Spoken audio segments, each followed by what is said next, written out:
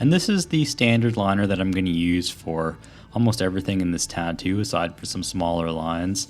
I like to really load up my tube with a lot of ink. You can see how much ink is coming out right now, and I know sometimes it makes it hard to see, but once you dab away the ink, it's definitely, you're able to tell if the line went in there solid or not. But the reason I like to have so much ink in the tube is because I would rather know that the ink is getting in the skin than not.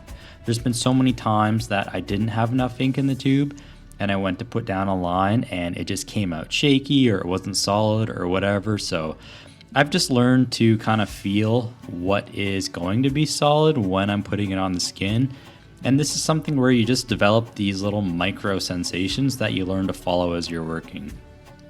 Now I'm switching over to my gray wash with a 3-round liner, and I just do that for some of my smaller, thinner lines where I don't necessarily want them to be solid. So these planks on the ship right now, they're going to be shaded in. I haven't quite decided what the shading is going to be yet, and I don't want to limit myself by putting in a line that's too dark right away.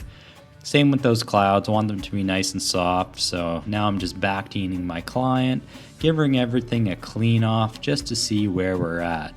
And this is the results after all of our lines have been put in the skin.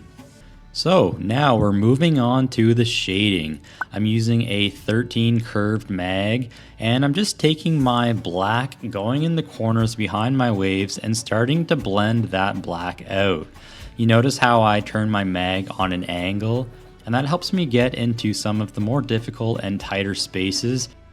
I really like using bigger mags as opposed to smaller ones whenever I can, so yeah, just turning it on the side really allows me to get into those small spaces.